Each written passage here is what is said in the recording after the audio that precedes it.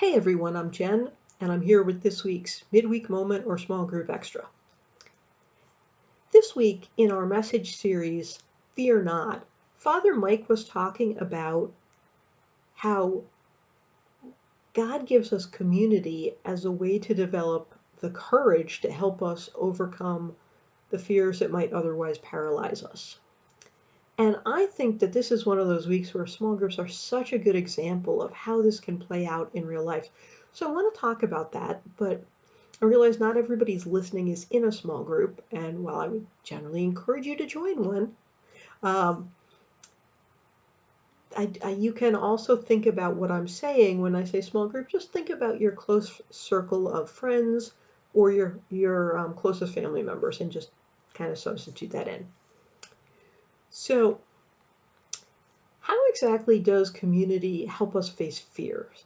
I think there are three ways that we do this really well in small group, and so I want to talk about them. The first is that there's someone to listen to us when we are dealing with our worst days. That is, it's often just a relief to be able to describe what's happening and to know that somebody else is listening and listening with concern.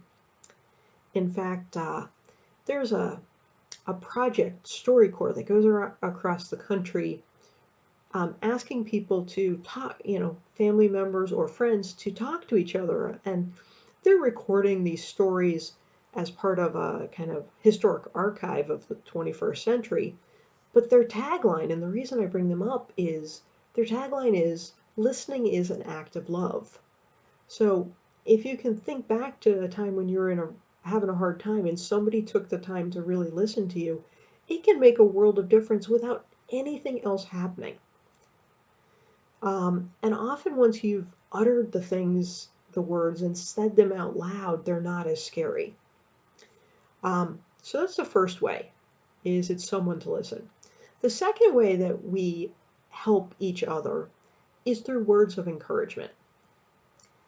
So it's not that anytime somebody shares a story or a problem, they want it solved. Most of the time, they really just want somebody to listen. But there are times when we need to hear, you're going to get through this. This is not, this has happened to other people. It's happened to me. I know what you're going through. You're going to get through this. This is going to look different. This pandemic's not going to last forever. Um, that any one of those words can really be the support for us to be able to go, you're right, I can get through this. You're stronger than, oh, okay. And courage just kind of bubbles up in us. And I think the third way where we can be really helpful to one another as members of community is by offering the support of our prayers. So sometimes people say, I'll pray about that for you. And that's often encouraging. I actually find it much more helpful to say, could we pray about that right now, and actually just take a moment and pray about it right then?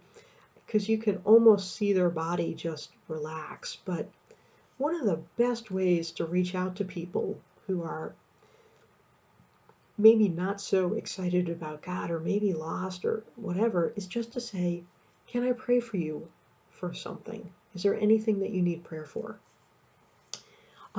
Because when somebody's praying for me, they're one, connecting with me. So now there's two of us.